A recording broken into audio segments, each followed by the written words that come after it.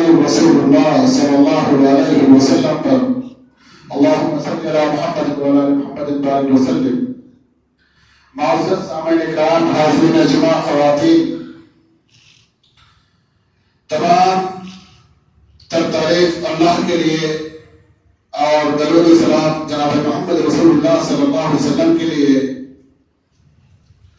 معزز سامعین، انسانی زندگی کا تخلیق کا مقصد جاننے کے باوجود اکثریت اپنی مقصد زندگی سے غافل اور ناآشنا اور غافل زندگی، غفلت کی زندگی گزارتے ہیں۔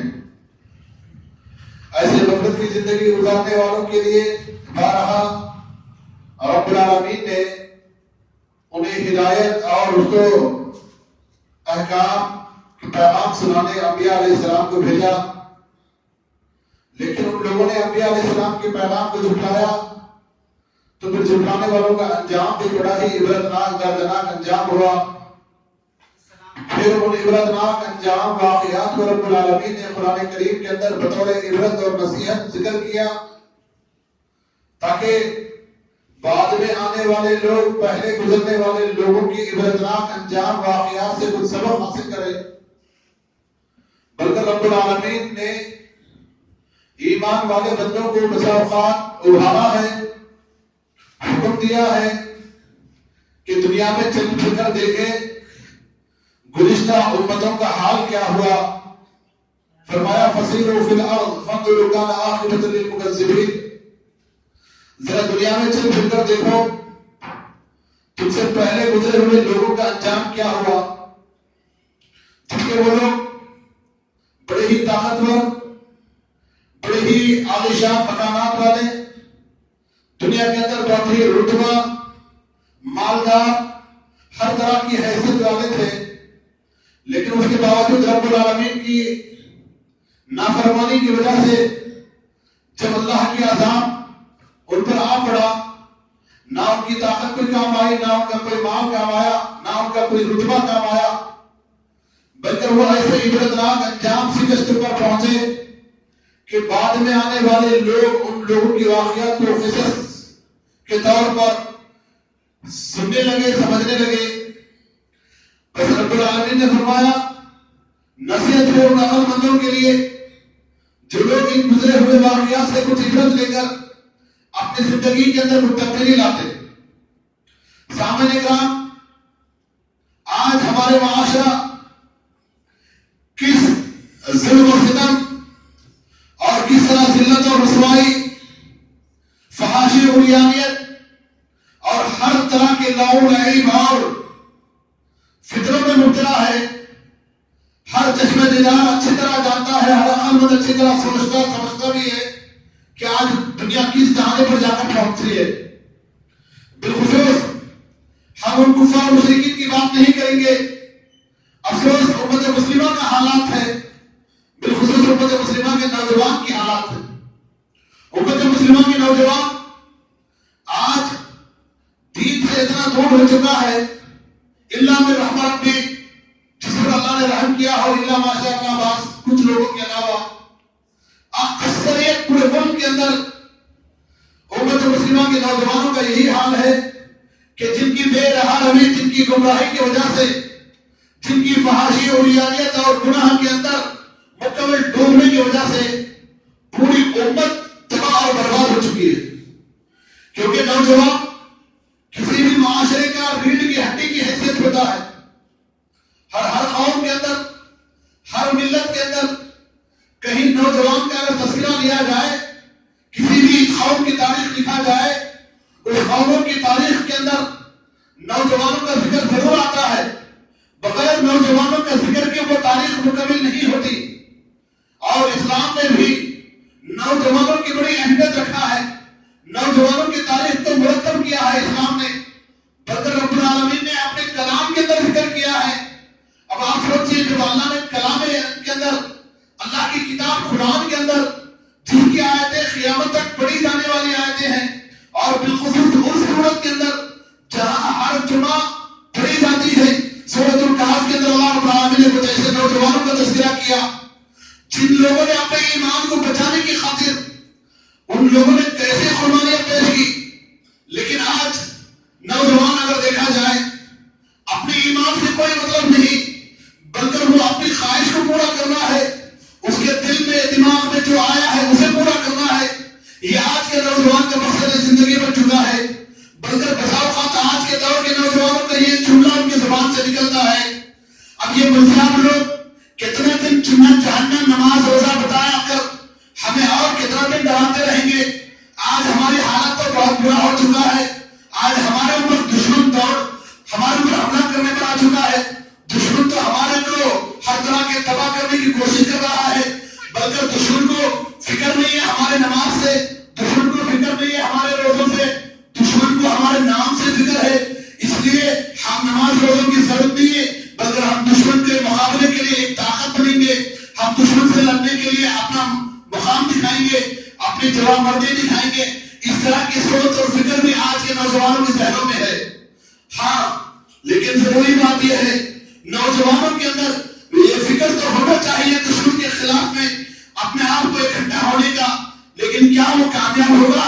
ایسا سوچ رکھنے سے کیا اسے طاقت ملے گی؟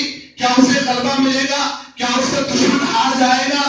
ہرگز نہیں ہوگا، بلکہ دشمن اور طاقتور ہوگا. کیونکہ تاریخ کے اندر ایسے واقعات بے شمار ہو چکے ہیں جب بھی صرف اپنے تعداد کو دیکھ کر یا اپنی طاقت کو دیکھ کر جو لوگ آگے دشمن سے لڑنے کے لیے نکلتے ہیں، وہاں نہ ان کی تعداد کم آئی، نہ ان کی طاقت کم آئی، نہ ان کی تعداد کم آئی، نہ ان کی طاقت کم آئی. کام تاریخ کے اندر ایسے واقعات بھرے ہوئے ہیں. دشمن سے اگر لڑنا ہے، دشمن سے مقابلہ کرنا ہے تو ایمان کو مضبوط کرنا ہے، ایمان کو مکمل کرنا ہے، دل کے اندر تقویٰ آنا ہے، ہر طرح کی برائیوں سے بچنا ہے. تب جا کر وہ پاور، وہ امیونٹی، وہ طاقت آتی ہے جسم کے اندر. اور پھر ساتھ ساتھ عمل صالحہ بھی ضروری ہے، نیک اعمال بھی ضروری ہے. وہ نیک اعمال ویسے کام دیں گے جیسے درخت کے لیے، سوکھا درخت کے لیے پانی کام آتے ہیں. صرف لفظ ایمان کام نہیں آتا، ساتھ ضروری ہے صرف لفظ مسلمان کام نہیں آتا، لفظ جماعت کام نہیں آتا. کام آتا ہے ایمان کے ساتھ ساتھ عمل صالحہ، نیک اعمال، برائیوں سے بچنا. یہ کام آتا. تب جا کر دشمن کتنے بھی طاقتور ہو، دشمن کتنی بھی تعداد میں زیادہ ہو، اگر مسلمان ایمان میں، عمل میں پختہ اگر ہے تو یقیناً وہ کامیاب ہو کے رہیں گے. تاریخ میں ایسے واقعات تھے، آپ نے اس ممبر سے نہیں سنا. جنگ بدر میں کتنے لوگ تھے؟ 313 مسلمان تھے جو کہ 12-13 سال کے بچے تھے، لیکن دشمن 1000 تھے. جنگ احد میں کتنے لوگ تھے؟ 700 لوگ تھے. جنگ احزاب کتنے لوگ تھے؟ 3000 لوگ تھے. عمر رضی اللہ عنہ کے دور میں خلافت دشمنوں سے لڑنے کے لیے کتنے مسلمان تھے؟ 6000 مسلمان تھے. دشمن 6 لاکھ تھا.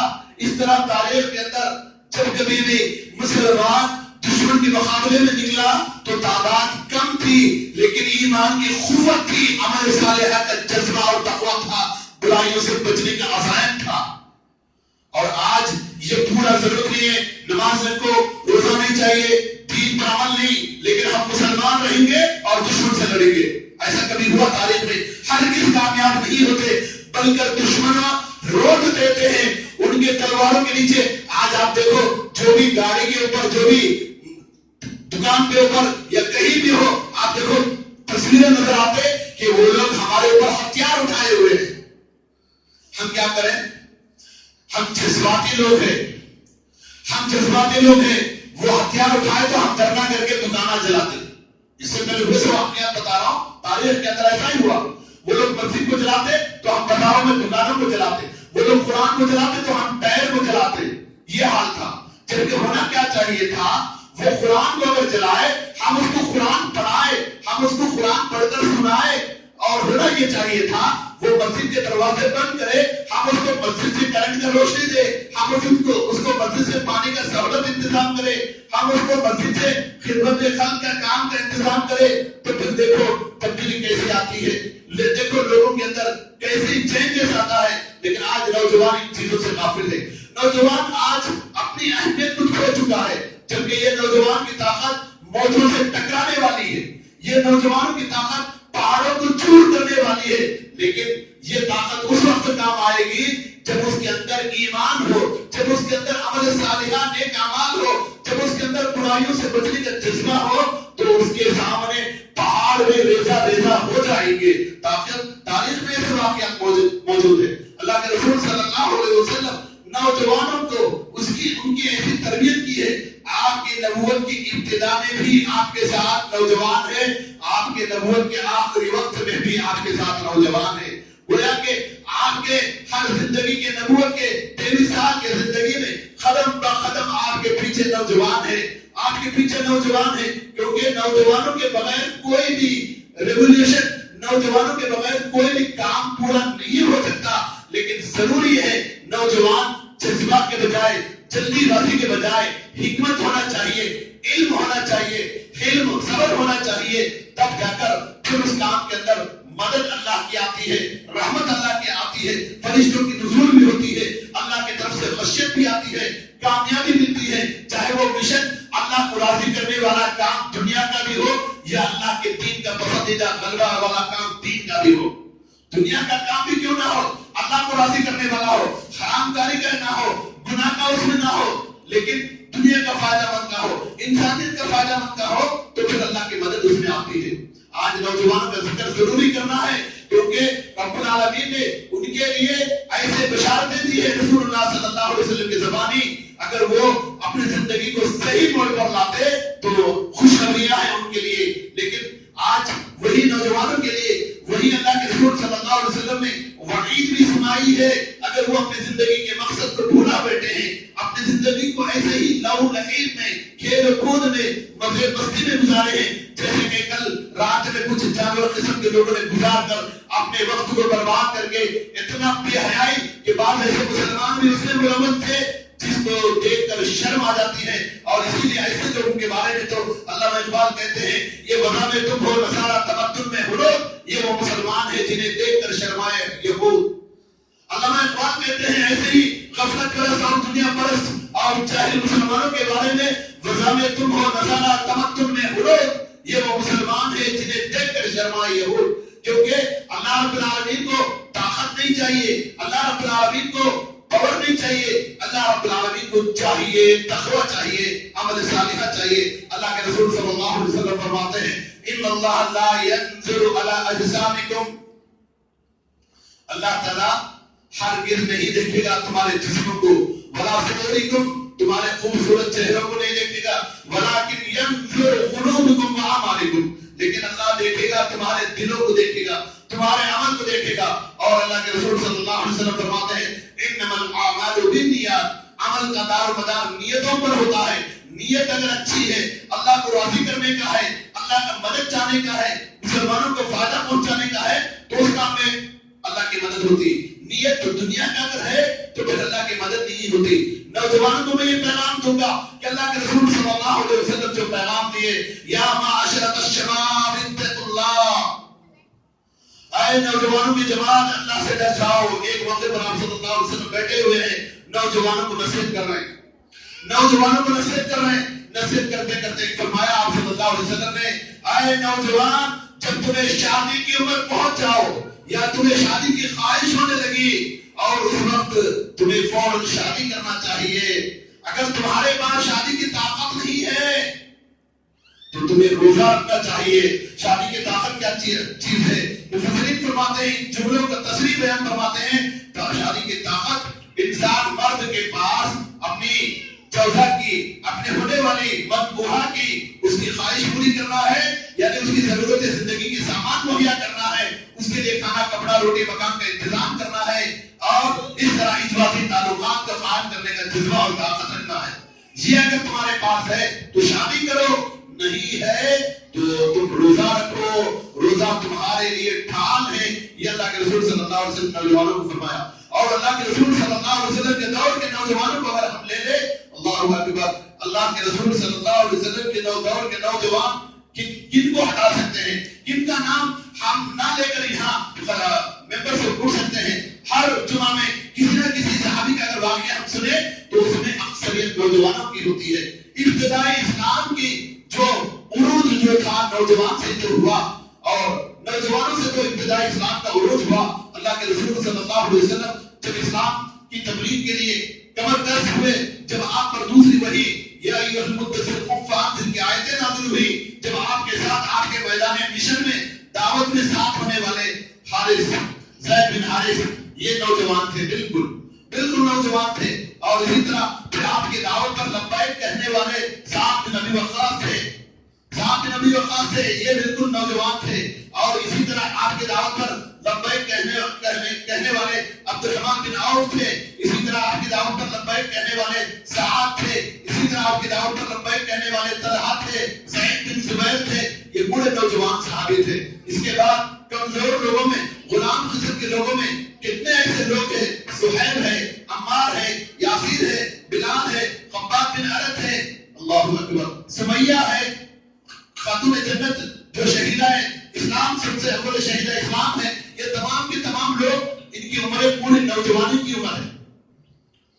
اور شریعت نے نوجوانی کی جو عمر مقرر کیا ہے 12-13 سال سے 40 سال کی مدت ہے. کیونکہ انسانی زندگی کے اندر جو اس کی عمر میں زیادہ لمبا والا، طویل والا جو حصہ ہے وہ جوانی کا حصہ ہے. اسی لیے جوانوں کی اہمیت اسلام نے بڑی رکھا ہے. اللہ کے رسول صلی اللہ علیہ وسلم فرماتے ہیں، سنن ترمذی کی روایت ہے، سنن ترمذی کی روایت ہے، آپ نے فرمایا لا یزال قدم ابن آدم کے بیٹے کے قدم ہرگز نہیں ہٹیں گے حتی یسأل عن الخمسہ، جب تک کہ وہ 5 سوالات کا جواب نہ دے، جب تک کہ وہ 5 سوالات کا جواب نہ دے. پہلا سوال عن عمرہ فیما افنی، تم اپنی عمر کو کہاں گزارے ہو. پوری کی پوری عمر یعنی ایج کے بارے میں پوچھا جائے گا. بالخصوص مفسرین لکھتے ہیں وہ عمر شمار ہوگا جب سے وہ ہوش سنبھالا ہے، بالغ ہوا ہے، تب سے. گویا کہ بعض احکام کے اندر یہ بھی ہے 10 سال کی عمر سے، 13 سال کی عمر سے وہ سوالات کیا لائق بن جائے گا. اللہ پوچھے گا، عذاب کا موجب بن جائے گا. گنہگار اگر وہ گناہ کر رہا ہے تو عذاب ملے گا، نیکی کر رہا تو ثواب ملے گا. 10 سال کے بعد سے ہی حساب و کتاب شروع ہوگا. اور 40 سال کی عمر کی مدت جو نوجوانی کی، اور پوچھا جائے گا پوری عمر کا. پہلا سوال میں، دوسرا سوال خصوصی سوال نوجوانی کے بارے میں ہوگا. کیوں دوسرا سوال خصوصی ہوگا؟ کیونکہ نوجوانی کی عمر بہت ہی بڑا جوش اور جذبہ والا ہوتا ہے. یہ جوش اور جذبہ میں وہ کوئی ایسا کام کر بیٹھے جو کل میدان محشر میں آدم سے لے کر آخری انسان تک جو ٹھٹھا مارتا ہوا انسانوں کے سمندر ہوگا، اس میدان کے اندر، میدان محشر میں ایسا رسوا کوئی کام کر کے آ جائے جو لوگوں کے سامنے ذلیل اور رسوا ہونا پڑے، رب العالمین کے سامنے اس کا چہرہ نادر نہ ہو جائے. اسی لیے پہلے ہی آگاہ کیا جا رہا ہے، اے نوجوان تجھے سوال کیا جائے گا تیری عمر کیسی گزر رہی ہے. جوانی کی عمر اگر سیدھا گزر رہا ہے تو تو کامیاب ہوگا. اگر تیری عمر ٹیڑھا گزرا، تو منمانی خواہش میں جوانی کو گزارا، تو اپنی مرضی کے مطابق جوانی کو گزارا، کون سنے گا؟ اپنی زندگی پہلی مرتبہ آتا ہے، سال میں ایک بار آتا ہے. خواہش تو ابھی پورا نہیں کرے تو اور کون کرے گا؟ تھوڑا سگریٹ پیے تو کیا ہوگا، تھوڑا شراب پیے تو کیا ہوگا؟ یہی چیزیں کل قیامت کے دن وبال جہنم بنیں گے، وبال جان بنیں گے. جیسے کہ بہت سارے نوجوان کل شراب پیے ہوں گے. اور معاشرے کی امت مسلمہ کا حال، عمومی حال بتا رہا ہوں میں، امت مسلمہ کے اندر اللہ اکبر، شراب جس کے بارے میں اللہ کے رسول صلی اللہ علیہ وسلم فرماتے ہیں ام الخبائث سے، تمام گناہوں کی ماں ہے شراب، تمام گناہوں کی ماں ہے شراب. آج اللہ اکبر، یہ شراب جس کو آج پانی سے بھی مہنگا، آج یہ شراب اتنا مہنگا شراب، پیٹرول سے بھی مہنگا شراب، اس کو آدمی پسینہ ٹپکا کر، محنت و مزدوری کر کے خرید کر، حرام چیز کو خرید کر اپنے پیٹ میں جہنم کا خون اور پیٹ بھر رہا ہے. اللہ کے رسول صلی اللہ علیہ وسلم نے فرمایا اگر کوئی شرابی بغیر توبہ کے مر جائے، اس کو جہنم میں طینۃ الخبال پلایا جائے گا. صحابہ پوچھتے ہیں اللہ کے رسول طینۃ الخبال کیا چیز ہے؟ آپ صلی اللہ علیہ وسلم نے فرمایا جہنمیوں کا خون اور پیٹ ہے. اور بعض علماء اس پر یہ بھی ذکر کیے جہنمی عورتوں کا خون اور پیٹ. ایک عام خون اور پیٹ وہ تو کراہیت ہے، دوسرا جہنمی عورتوں کا خون اور پیٹ، کتنا کراہیت. یہ شراب کو چسکیاں مارتے پیتے، ایک مرتبہ سمجھ کر پیتے. بہت سارے لوگ ایک مرتبہ سمجھ کر زندگی بھر اسی میں عادت ہو گئے، زندگی بھر. بہت سارے لوگ لانے کے چکر میں پینے والے بھی بن گئے، بہت سارے لوگ بیچنے کے چکر میں پینے والے بن گئے. اسی لیے اللہ کے رسول صلی اللہ علیہ وسلم شراب کے متعلق 10 قسم کے لوگوں کے اوپر لعنت بھیجی ہے. اللہ کی لعنت ہو شراب بیچنے والے پر، شراب بنانے والے پر، شراب ڈھونے والے پر، شراب کی پٹیاں لگانے والے پر، شراب کو پلانے والے پر، شراب جس کے لیے پلایا جا رہا اس کے لیے، شراب کو ٹھوکا کرنے والا، اس طرح 10 قسم کے لوگ جو شراب کے متعلق ہیں ان سب پر اللہ اور اس کے رسول صلی اللہ علیہ وسلم لعنت بھیجی ہے۔ آج نوجوانوں کا دوسری عادت ہے عشق بازی، لو، پیار، محبت، اللہ اکبر، یہ بھی تباہ اور بربادی ہے۔ اللہ کے رسول صلی اللہ علیہ وسلم کے دور کا ایک واقعہ پہلے سنا کر اس کے بعد اس کا انجام بتاتا ہوں۔ حضرت مقبت نامی ایک صحابی تھے جو جوانی کی عمر میں اسلام قبول کیے، اور اسلام سے پہلے بہت کچھ برے عادتیں تھے ان کو۔ ان کی ایک معشوقہ بھی تھی جسے وہ پیار کرتے تھے، لیکن جب انہیں اللہ کے رسول صلی اللہ علیہ وسلم کی بات پہنچی، اللہ کے رسول کو ملے، ملاقات کرے، اس کے بعد آپ صلی اللہ علیہ وسلم قرآنی آیتیں پڑھ کر سنائے، تو ان کا دل پگھل چکا تھا، اسلام قبول کر لیا۔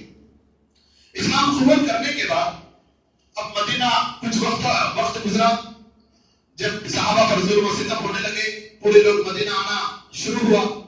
مدینہ آنے کے بعد پھر مکہ کے مشرکوں کی سازشیں، مدینہ میں رہنے والے یہودوں کی سازشیں، ان کی وجہ سے بعض لوگوں کے ساتھ جنگ بھی کرنا پڑا باخبر۔ ایک موقع میں آپ صلی اللہ علیہ وسلم مکہ میں جو مظلوم مسلمان تھے، قید ہو کر تھے مکہ میں کچھ مسلمان، ان کو مکہ کے کافر لوگ نہیں چھوڑ رہے تھے، تو ان کافروں کے چنگل سے چھڑانے، ان مسلمانوں کو چھڑا کر لانے کے لیے کچھ بہادروں کو آپ صلی اللہ علیہ وسلم نے تلاش کیا مدینہ میں، نوجوانوں، مسلم نوجوانوں۔ اس میں یہ حضرت بقات نامی صحابی بھی نظر آ گیا آپ صلی اللہ علیہ وسلم۔ آپ صلی اللہ علیہ وسلم ان کو اٹھائے، کھڑا کیے کہ آپ کو یہ کام کے لیے بھیج رہا ہوں میں، فلاں جگہ مکہ میں اپنے لوگ کچھ قید ہو کر ہے، آپ جانا حکمت سے ان لوگوں کو چھڑا کر لانا۔ آپ صلی اللہ علیہ وسلم کی بات کو سن لیے، نکلے صحابی، اور جب مدینہ مکہ پہنچے، رات کا وقت تھا، انتظار میں تھے، ایک گھر میں جہاں وہ بند تھے، قید تھے، اس گھر میں داخل ہوئے، ان لوگوں کو چھڑانے کی کوشش کر رہے تھے، اور اس دوران جس گھر میں وہ داخل ہوئے، اتفاق سے وہ گھر ان کی پرانی جو کافر کی حالت میں جو ان کی لور تھی، معشوقہ تھی، ان کا نام آناس تھا، اس لڑکی کا نام۔ انہوں نے پہچان لیا، انہوں نے پہچان لے کر بہت خوش ہو گئی، شاید یہ میرے لیے آیا ہے۔ آ کر اس نوجوان کو برگلانے لگی، پھسلانے لگی، آپ کدھر گئے؟ آپ مجھے چھوڑ کر بہت دن ہو گئے، آپ اتنا مجھ سے دور ہو گئے، چلو پھر آپ تو میرے پاس آ گئے، میرا پیار سچا ہو گیا، آپ میرے لیے آ گئے۔ اس طرح بہت کچھ پیار اور محبت کے ورگلانے کی باتیں کرتے، ان سے بات کرنے کی کوشش کر رہے تھے کہ اب آؤ، اب تو یہ موقع ہے، اپنے پرانے یادوں کو تازہ کر لیں گے، اپنے پرانے یادوں کو تازہ کر لیں گے۔ لیکن یہ تو سچے مسلمان ہو گئے تھے، تائب ہو گئے تھے، اب یہ کیسے اس کی طرف نظر اٹھا کر دیکھتے؟ اب یہ کوشش کر رہے تھے اس سے بچ جائے اور اپنے مسلم ساتھیوں کو لے کر بھی جانا ہے، بڑی ذمہ داری ہے، معلوم بھی نہیں ہونا کیونکہ قتل ہو سکتا ہے، ان کا نقصان ہو سکتا ہے جان کا، بڑی ہی کوشش کر رہے تھے۔ اچانک آواز دوسروں تک پہنچتی ہے، یہ عورت کو بات کو ٹھکرانے سے وہ کہتی ہے میں آواز لگا دوں گی، چلاؤں گی اگر تم میری بات کو نہیں مانو گے۔ یہاں تک کہ انہوں نے اس کی بات کو نہیں مانا، یہ صحابی نے، وہ عورت نے چیخ مارا، اس کے رشتے دار اٹھے، یہ صحابی بھاگ نکل کر جا کر ایک پہاڑ کے پیچھے پھر پناہ لیے، یہاں تک کہ پورا دن پورا اس پہاڑ کے پیچھے چھپے، اور دن کے وقت میں سخت گرمی، اس پہاڑ کی گرمی اور سورج کی تپش، لیکن وہ اس پہاڑ کے دامن میں ٹھہرے رہے شام تک ٹھہرے رہے۔ پھر شام ہوتے ہی، پھر اندھیرا ہوتے ہی پھر نکلے اپنے اس مشن پہ، اور وہ بڑے ہی حکمت کے ساتھ ان لوگوں کو نکال کر یہاں تک کہ لے کر نکلے، پیچھے لوگوں کو پتا بھی چلا، لیکن بہرحال زخمی ہو کر کچھ ان لوگوں کو پتا بھی چلا، پیچھے لوگ دوڑ کر بھی آئے۔ بہرحال یہ صحابی مخاط نامی یہ صحابی بغیر ملے ان مسلمان کو لے کر مدینہ پہنچ گئے۔ مدینہ پہنچ کے بہت تیزی کے ساتھ آ کر آپ صلی اللہ علیہ وسلم سے ملے، آپ صلی اللہ علیہ وسلم کے سامنے پورا داستان سنایا، پورا واقعہ سنانے کے بعد آپ صلی اللہ علیہ وسلم اتنا خوش ہو کر کھڑے ہوتے ہیں مجلس میں سے، اس صحابی کو اپنے گلے لگا کر مبارکبادی پیش کرتے ہیں اللہ نے تمہارے لیے حور عین کو رکھا ہے تو دنیا کی اس فاحشہ عورتوں کی طرف اللہ کے رسول اگر آپ اجازت دے، یہ غور کرنے کی بات ہے نوجوان، اگر اللہ کے رسول آپ اجازت دے تو میں اس لڑکی سے شادی کروں گا، اس لڑکی سے شادی کروں گا۔ آپ صلی اللہ علیہ وسلم نے سورہ نساء کی وہ آیتیں پڑھ کر سنائی جس میں اللہ رب العالمین نے فرمایا زانیہ مرد کے لیے زانیہ عورت ہے، مشرک مرد کے لیے مشرک مرد ہے، مومن مرد کے لیے مومن عورت ہے۔ بہتر ہے مشرک مرد مومن مرد کے لیے اگر مومنہ عورت نہ ملے تو مومنہ غلام سے شادی کرے، مومنہ غلام لوڑے سے شادی کرے، لیکن مشرک اور زانیہ کسی بھی طرح مومن کے لیے جائز اور زیبا نہیں ہے۔ سورہ نساء کی آیتیں نازل ہوتی ہے، آپ صلی اللہ علیہ وسلم پڑھ کر سنانے کے بعد اپنے اس بات کو بھول جاتے ہیں۔ آپ صلی اللہ علیہ وسلم فرماتے ہیں مبارک ہو اس نوجوان کے لیے جو اپنے خواہشات کو خوابوں میں ادا کر سکتا ہے، پورا کر سکتا ہے، لیکن اللہ کے ڈر کی، اللہ سے ڈرتے ہوئے محبت ایمان اور اللہ کے رسول کی محبت میں اس گناہ کے کام کو چھوڑ کر جس مشن پر یعنی جس کام پر ہم نے بھیجا ہے اس کام کو تکمیل کر کے بڑے مشقت کے ساتھ پورا کر کے اور بڑی ہی کامیابی کے ساتھ آئے ہیں، ان کے لیے مبارک ہو کہہ کر آپ صلی اللہ علیہ وسلم دعا دیتے ہیں۔ تو یہ اس زمانے کے نوجوان تھے۔ تو اللہ کے رسول صلی اللہ علیہ وسلم نوجوانوں کے بارے میں کہتے ہیں نوجوان کہ جو بڑا فتنہ شرابی کے بعد جو دوسرا بڑا فتنہ عشق بازی، اس سے بہت ہی بڑا خطرناک ہے۔ یہ عشق بازی جو شروع ہوتا ہے بری نظر سے شروع ہوتا ہے۔ اسی لیے اللہ کے رسول صلی اللہ علیہ وسلم ایک موقع پر ایک نوجوان صحابی کی طرف دیکھ کر کہتے ہیں اے نوجوان تمہاری نظر، بعض علماء حضرت علی کو بھی ذکر کیے ہیں، برات صحابی رسول کی طرف اشارہ کر کے آپ صلی اللہ علیہ وسلم فرماتے ہیں تمہاری نگاہیں کسی عورت پر پڑ جائے تو فوراً پھیر لو، کیونکہ پہلی نظر معاف ہے، دوسرا پکڑ ہے، دوسرا عذاب ہے۔ اب آج کے دور کے نوجوانوں کا پہلی نظر پوری نہیں ہوتی، بار بار دیکھنے کی کوشش کرتے، یہ زنا کا پہلا سیڑھی ہے، یہ زنا کا پہلا سیڑھی ہے۔ اللہ کے رسول صلی اللہ علیہ وسلم پر اللہ نے قرآن کی آیتیں نازل کی ہے یا ایھا الذین آمنوا ادخلوا فی السلم کافہ ولا تتبعوا خطوات الشیطان۔ خطوات الشیطان سے مراد یہی ہے شیطان ڈائریکٹ کوئی برا کام نہیں کرائے گا بلکہ قدم بہ قدم کرائے گا۔ جیسے کہ میں آپ لوگوں کو بہت پہلے مثال بھی دے چکا ہوں شیطان کیسے برائی پھیلاتا ہے، جیسے کہ بعض حکماء نے، بعض علماء نے کتابیں لکھی ہے، جیسے کہ ایک دکان کے اندر ایک دکاندار کے پاس ایک آدمی جذباتی گراہک آیا اور وہ اپنے ساتھ میں کتے کو لایا۔ دکاندار کے دکان پہ جو مٹھائی وغیرہ رکھی ہوئی ہے اس مٹھائی پر مکھی بیٹھی ہوئے، اس مکھی کو کھانے چپلک آیا ہے، چپلک کے اوپر بلی حملہ کیا، اس بلی کو دیکھ کر جو گراہک کے ساتھ کتا آیا وہ حملہ کیا، یہ اتنا نقصان ہوا یہاں تک کہ دکاندار گراہک کو ہوگا، پھر اس آدمی کے رشتے دار آ کر اس کو، وہ ایک بڑا خطرہ ختم ہوا۔ شیطان سناتا ہے دیکھو میں کیا کیا، میں تو خالی مٹھائی کو نکال کر دیوار پہ رکھا، اس پر مکھی آیا، اس میں میرا کچھ غلطی ہے کیا؟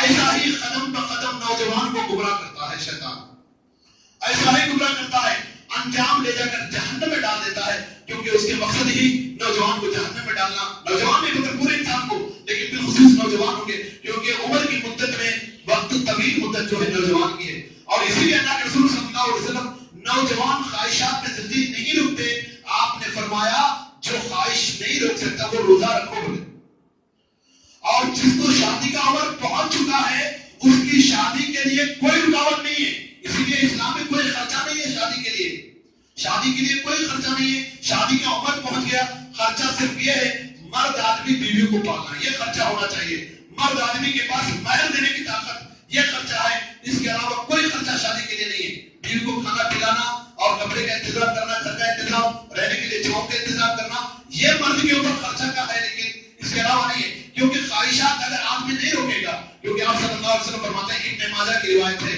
ان قریب تمہارے اوپر، جس کو عمر ابن خطاب رضی اللہ عنہ روایت کرتے ہیں، ابن ماجہ کی صحیح حدیث ہے، آپ نے فرمایا تمہارے اوپر ان قریب ایسے ایسے بیماریاں آئیں گے جس کا نام تمہارے پہلے لوگ نہیں سنے ہوں گے، جس کا نام تمہارے پہلے لوگ نہیں سنے ہوں گے، ایسے بیماریاں آئیں گے۔ صحابہ پوچھا اللہ کے رسول اس کی وجہ کیا ہوگا؟ آپ نے فرمایا فحاشی، عریانیت اور زنا کا عام ہونا، فحاشی، عریانیت اور زنا کا عام ہونا، جس کی وجہ سے ایسی بیماریاں آئیں گے جو تمہارے پہلے کے لوگ نہیں سنیں گے. آج وہ بیماریاں آ چکی ہیں, ہمارے پہلے کے لوگ تو نام نہیں سنے ایسے بیماریاں جو آج ہم سن رہے ہیں. تو یہ وہ دور ہے قدم قدم پر زنا, قدم قدم پر آج شادی مشکل ہو چکا ہے, زنا آسان ہو چکا ہے. اللہ کے رسول صلی اللہ علیہ وسلم کے دور میں آپ نے فرمایا زنا کو مشکل کرو, شادی کو آسان کرو. تو اس زمانے میں شادی آسان ہوا, زنا مشکل ہوا. اتنا مشکل ہوا کہ کہیں بھی کوئی نہیں ملتا. اگر کوئی زنا کر کے مل گیا تو اسے پتھروں کے مار کر سنسار کیا جاتا. شادی شدہ آدمی کو, غیر شادی شدہ کو کوڑے مار کر سزا دیا جاتا, گاؤں سے نکال دیا جاتا.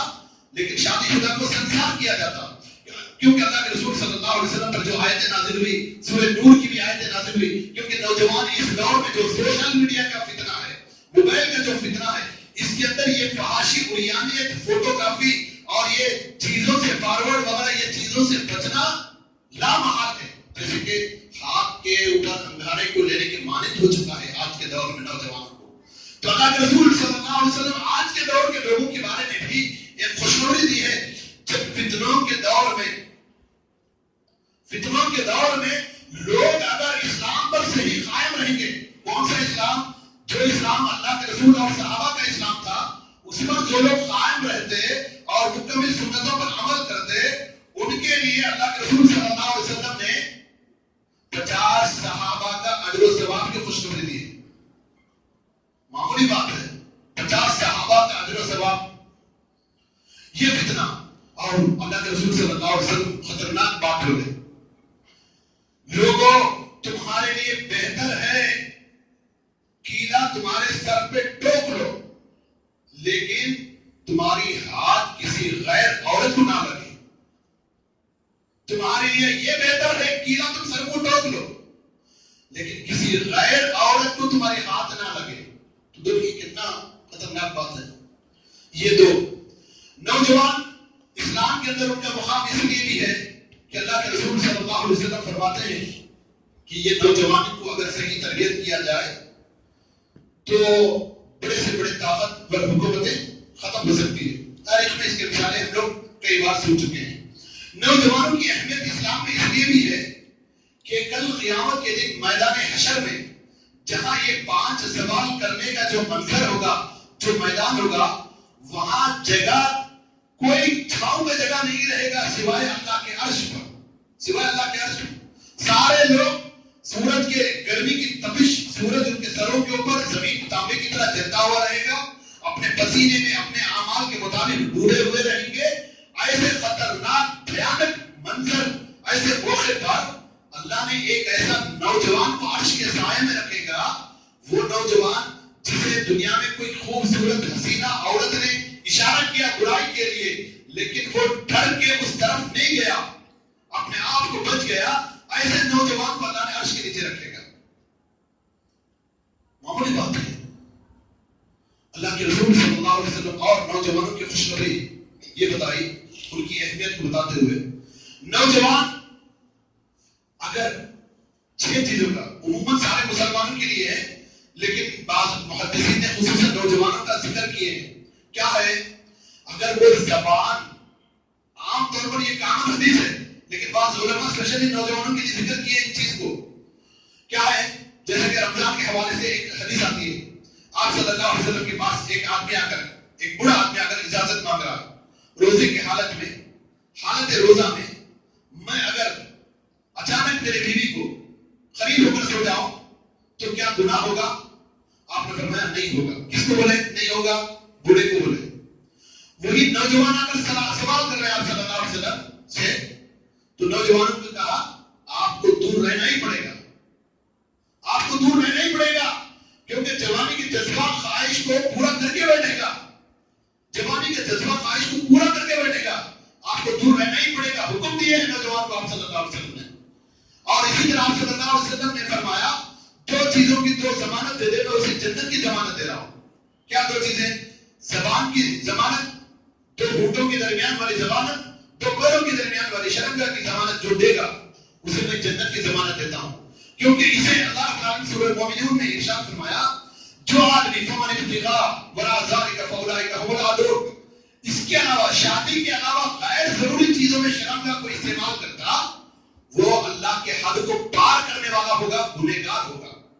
اور ایسا گناہ کہ یہ معمولی گناہ نیک عمل سے ختم ہونے والا نہیں بلکہ کبیرہ گناہ ہوگا، اور زنا جیسا جو گناہ ہوگا اس کی نسل خراب ہوتی. اور علماء سلف لکھے ہیں، بزرگان دین لکھے ہیں، کوئی نوجوان یا کوئی آدمی کسی کے دوسرے گھر والی عورت کے ساتھ غلط تعلقات قائم کرا، وہ دور ضرور آئے گا اس گھر والوں کے ساتھ کوئی دوسرا بھی تعلقات قائم کرے گا. اسی لیے اللہ کے رسول صلی اللہ علیہ وسلم پڑوسیوں کے بارے میں فرمایا، ایک آدمی اپنے پڑوسی والی عورت سے زنا کرنا 10 باہر والی عورت سے زنا کرنے سے بھی خطرناک گناہ ہے. دیکھو ایک زنا بہت بڑا خطرناک گناہ ہے، لیکن 10 دوسرے باہر والے عورتوں سے گناہ کرنا، پڑوسی عورت سے زنا کرنا برابر بتا رہے بلکہ اس سے زیادہ بتا رہے. تو آپ سوچو، کیونکہ قریبی جو رشتے دار ہوتے ہیں پڑوسیوں کا، یہ رشتے معزز ہوتے ہیں. اس کا پامال کرنے کا حکم اللہ کے رسول صلی اللہ علیہ وسلم نے دیا اور اللہ نے بھی دیا ہے.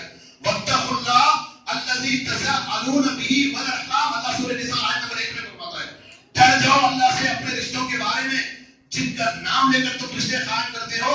رشتہ جو اللہ کی طرف سے رحم ہے، صلہ رحمی، عربی میں جو لفظ استعمال ہوا ہے رشتے کے بارے میں رحم استعمال ہوا ہے، اور اللہ کے ناموں میں سے ایک نام رحم ہے. آپ صلی اللہ علیہ وسلم فرماتے ہیں، اللہ فرماتا ہے جو اس کو جوڑا ہوں میں اس کو جوڑ کے رکھا ہوں، یعنی رشتہ داریوں کو جوڑنے کے حوالے سے.